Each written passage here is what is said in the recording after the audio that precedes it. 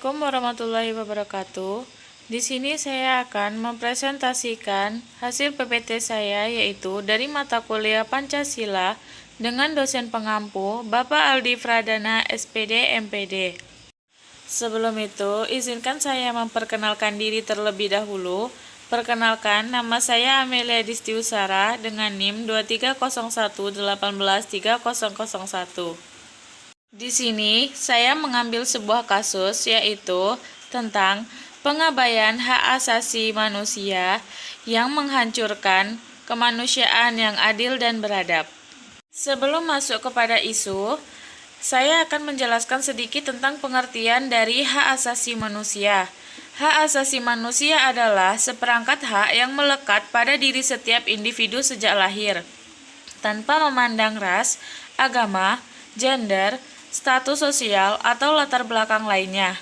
HAM adalah hak-hak dasar yang dimiliki setiap orang karena mereka adalah manusia.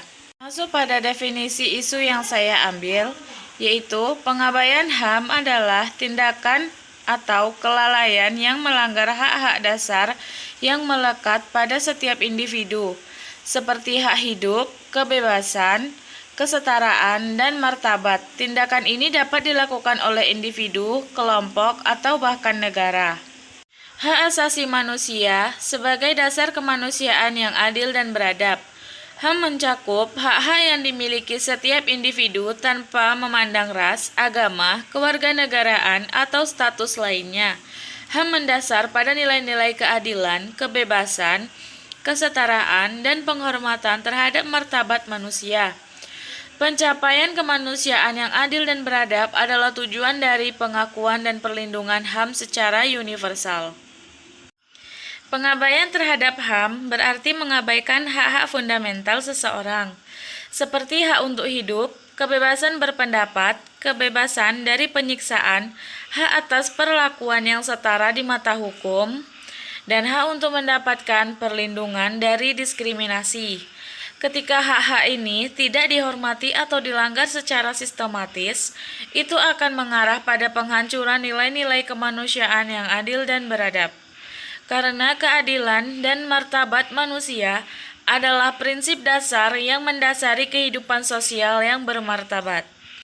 Alasan kenapa pengabaian HAM menjadi pelanggaran Pancasila yaitu terdapat pada sila pertama.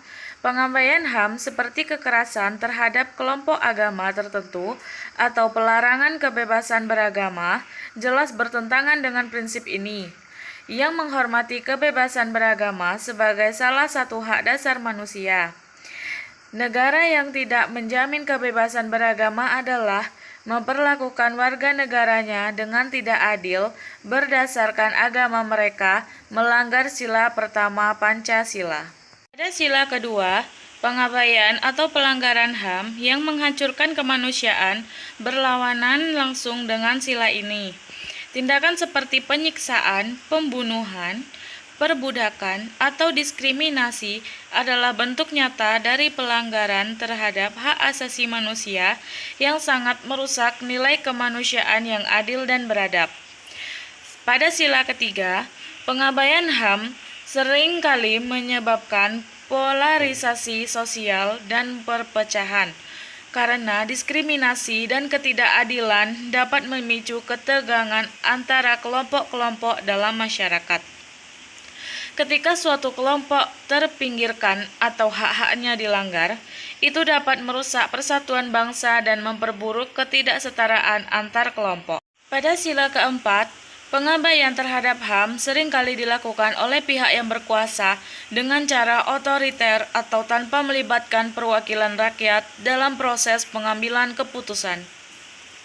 Jika hak asasi manusia dilanggar, tanpa adanya perdebatan yang bijaksana atau keadilan sosial yang ditegakkan, maka prinsip musyawarah mufakat dan pemerintahan yang demokratis tidak akan terlaksana dengan baik.